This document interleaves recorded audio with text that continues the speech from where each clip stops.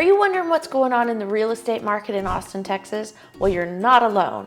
I had the opportunity to sit down with our Austin Board of Realtors economist, Claire Knapp, yesterday and run through the ins and outs of all the statistics going on. I'm going to boil it down to you in easy to digest bits, but I'm going to show you the graphs on the computer so you can see what's going on in the Austin real estate market at this very moment.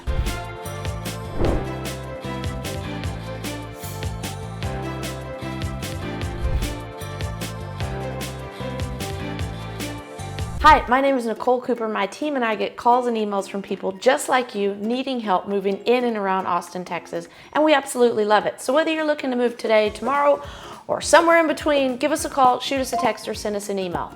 We love helping you find the perfect home that matches your lifestyle. Now let's dive into the computer right now. So here's the big picture looking at it right here. The graph here is showing the median sale price, and this is for the MSA, meaning the greater Austin area, including Williamson, Travis, Hayes, Caldwell, and Bastrop counties. So the 5 counties surrounding Travis. We started here, the graph starts in 2014, so this is a 10-year graph, and you can see the boost here at the COVID moment when we just went up so fast, so quickly, it was unsustainable. So the market is adjusting. It's coming back down. We adjusted a lot last year. We're almost flat for this year. But what's also started happening right about this time is interest rates started changing. And here's the visual for that. This is the COVID year 2020, and that's when rates were still pretty low. They stayed artificially low all the way through the COVID catastrophe, under 3% at times. And then once the market just heated up so much, the government said, whoops, we need to slow this down. So they started increasing interest rates, and from here and here, we doubled. So people that were shopping had a big shock, and we've had to get used to it ever since. Now, historically speaking, 8% is quite average, but when you're down here getting rates below 3%, over 7% hurts. Look, we almost reached 8% at the end of 2023. So that is what has slowed down sales as much as we've seen over the last 2 years.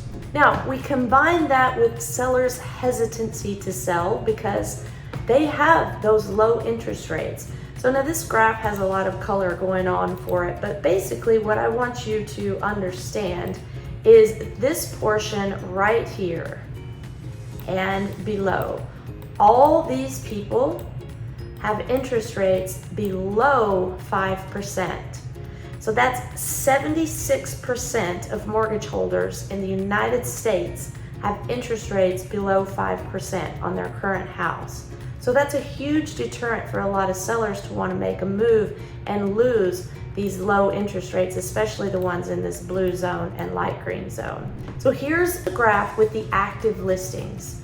We're up 70% since the first half of 2022. So how does that happen? Well, higher home prices combined with higher interest rates makes it very tough for a buyer to buy.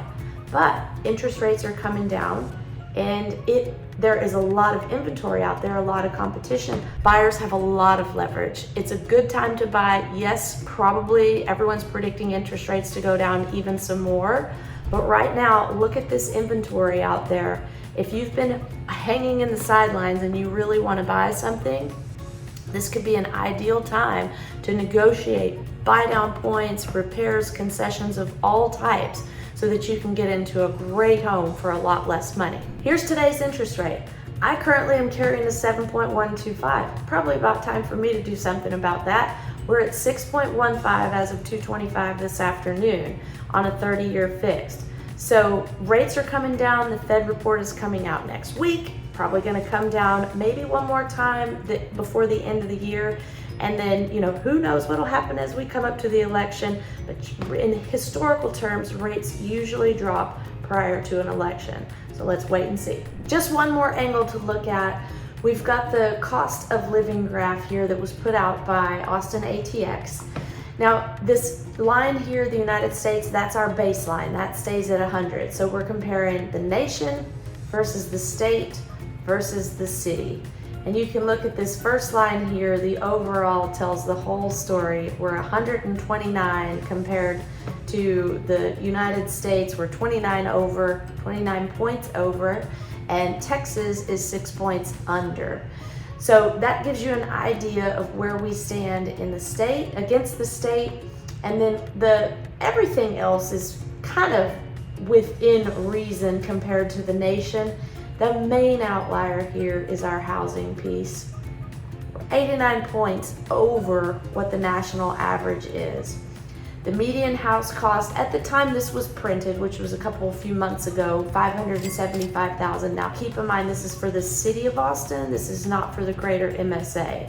We're a little bit higher now. This month we're around $600,000 for median. Nonetheless, they were comparing apples to apples at this time. So at that time, it was around $575,000 for the Austin, $340,000 for the United States, and even less for Texas at just under $300,000.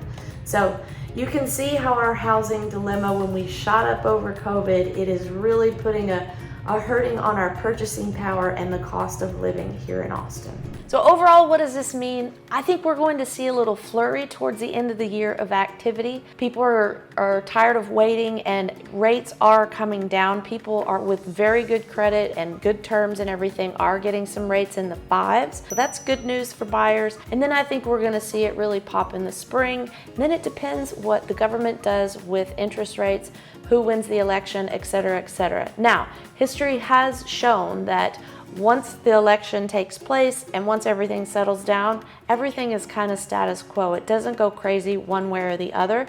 And in general, home prices tend to go up after the election. So that's a wrap. I hope you've gotten a good kick out of what I think is going to happen in the market. Of course, it's helped by Claire Losey, our economist at Austin Board of Realtors, but that's what we're looking forward to in the near future. If you need some help figuring out your strategy on whether it's time to buy or sell, give us a call, shoot us a text, or send us an email. We're always here to help you find the perfect strategy for your lifestyle. Until next time, be kind to yourself and others.